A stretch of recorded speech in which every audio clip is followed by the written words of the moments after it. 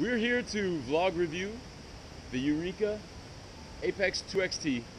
As you can see, it's been put to the test. I don't know if you can tell, it's really rained a lot last night. In fact, it rained a ton. It rained all night long. Sometimes pretty hard, and at least the constant drills, we're talking 5-6 hours of rain. So how did it hold up? Well, first thing, as far as wind, I'm pretty satisfied. It's got a low profile. There was no shaking it whatsoever. And it wasn't very windy last night, but I think it would have held up. And what do you think about the size? It was great. It was super spacious. Like we really had a lot of space to ourselves in there. And we were able to bring both our bags in there too with us. Like we didn't have to leave them out in the vestibule or anything. So yeah, that was great. And however, I did leave mine out in the vestibule, and to protect against the rain, I used my pack cover underneath.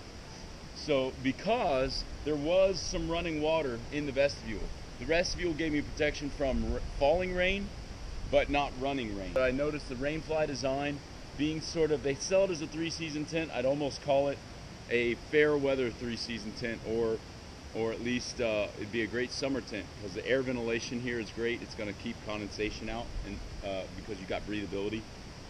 It would shed dew very nicely and a light rain, but serious rainstorm like we went through last night, maybe not. Tell them the other problem we found with the seams. Yeah, so apparently the seams along the bottom of the tent, which we will show you later, are not entirely sealed. And so when the rain was coming in, and I say coming in, it was like actually coming in the tent. Like my feet got really wet, and there was kind of wetness around our heads. Yeah, so and it's deceptive. That was not ideal. Because when you get the tent, you can see, if you look, you'll be able to see that this zipper seam is clearly taped and waterproof. And this seam is clearly taped and waterproof. And there's some really prominent taped seams going down the basin of the tent, all right? So you just assume it's all sealed. Not so.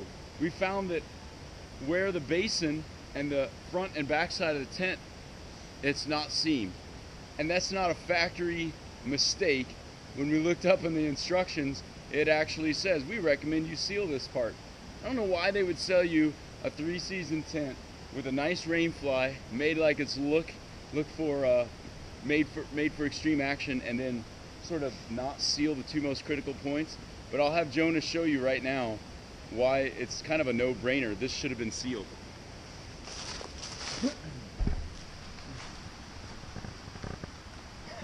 So here was sort of strike two. The Rainfly, this is not seamed. No tape, no sealant.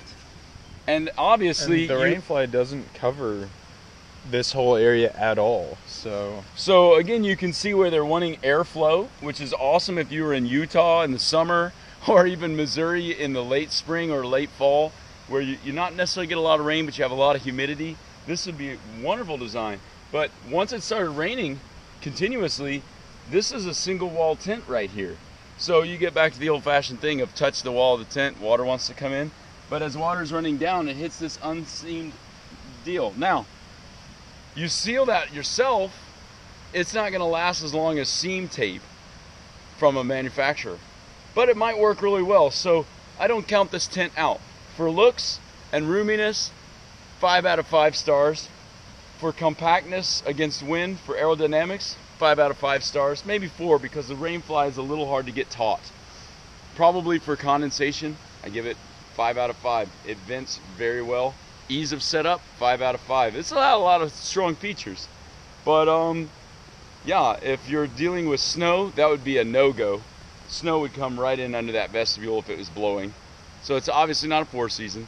But even with dealing with heavy rain, unless you do some seam sealing and you have the self-control to not be touching the front and back of the tent, then it might be only 3 out of 5 stars. I will say Jonah got wet, and that's also because I'm very tall, as you can see, and so it was very difficult for me to stretch all the way out and not touch the sides of the tent. So there's the water, excessive. Up here where the Rainfly is, dry. this line where the rainfly doesn't cover, obviously soaking wet. Got inside the tent. Thermarest protects you, but if you're right on the ground, you are going to get wet. If you're not over 6'2", then you'll probably be okay. Yeah, in terms of like wideness, yeah, it was tons of space for 2 people. But the length, not much more. Is, if you're taller than I am, like over 6'2", then you're probably. Now, for those you of you might have that to are, go diagonally or something. For those of you that are experienced campers, you know that it's probably somewhat inevitable to drag some water. When we came in with our rain jackets on, tried to take them off, we did bring some moisture into the tent. And so those of you that are experienced know a Thermarest to keep you off the ground will take care of you like it did for me last night, even if you get some water leaking in. But honestly, there should be no water leaking in a brand new quality tent like this. And it is a quality tent, but it's got some work that you're going to have to do for rain. If I was to recommend something to Eureka, I would say, how about a longer flyover here or a zip-off addition that you could use in truly rainy conditions. There's a couple small things that would make this tent 5s all the way around. The last thing I will mention, if you're an ultralight hiker, it is a pretty heavy tent. I think it's somewhere close to 5 pounds, plus or minus.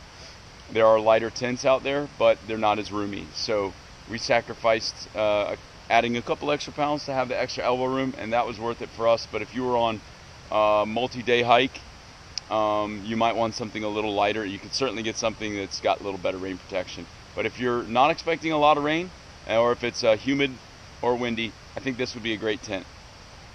Thanks for watching on the short one.